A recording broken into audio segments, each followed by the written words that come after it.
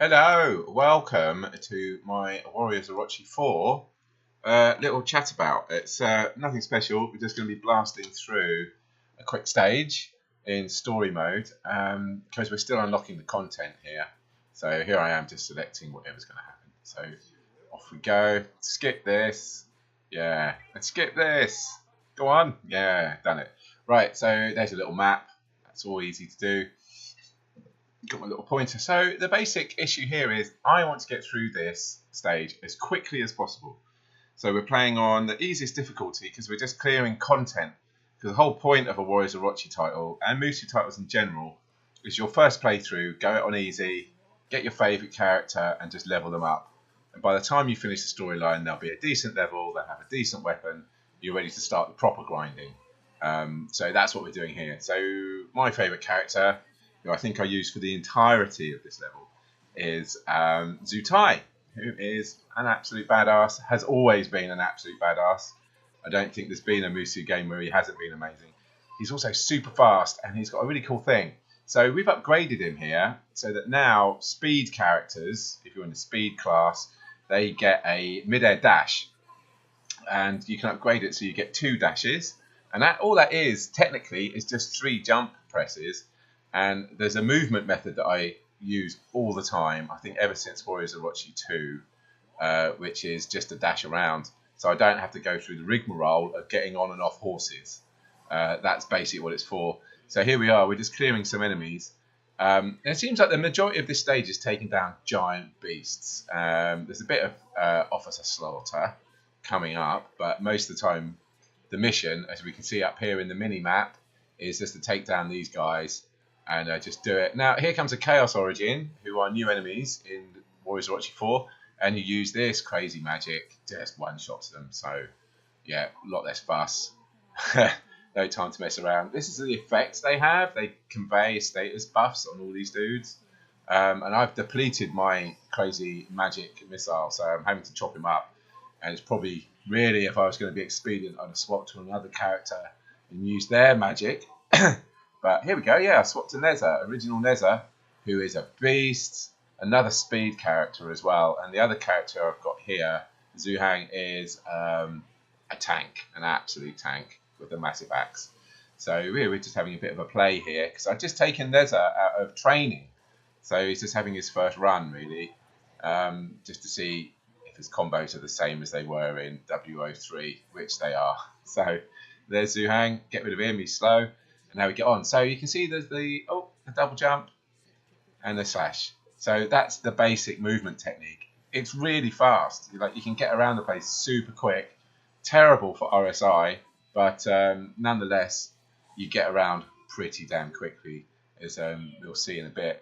So that's jump, jump, jump, jump, jump, jump, slash, jump, jump, jump, slash. And the thing is, because he's a speed character, you can cancel out the slash. I think that's down to the character type. I can't remember if it's universal, but you can cancel out of that slash. And he does like a little, the thing about his slash, Zhou Tai's slashes, it's really quick, whereas other speed characters, their kind of mid-air slash is actually quite slow, or it's got its own ground dash associated with it, which kind of fucks up navigation when you try to move around. It was like Zhou Tai's like basically the guy I found who's the fastest for this kind of business.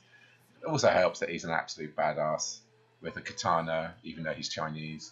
And let's not get into that. I'm not sure if that's covered in the Legend of the Three Kingdoms, the original text, but never mind. So yeah, here we go. We're just chopping people up. You might notice I'm avoiding all of the mobs at the moment because I'm not really that fast. That's why I've only got a KO count here of 353 early on. Here comes a big bunch of dudes. So we trigger the Unity magic, which is my entire team, plus some support characters you choose, to do a big magic attack, crash the PS4, and just take out loads of people. But you'll see you pick up gems, another one of the game's internal currencies for doing that, so it's always worthwhile doing when you come across a really big mob that's heavily populated. I'm going to do some character assassination here. But yeah, because I've gone over 500 hits in the combo, it's activated double attack, so that's why the sword's glowing. You now get does double damage, which is, well, brilliant for taking anything down. I think we mince up these things in just one combo now, whereas it was like 1.5 before. Here we go. Here's another key story character that we've got to take out for this particular stage. Ares. That's done and dusted.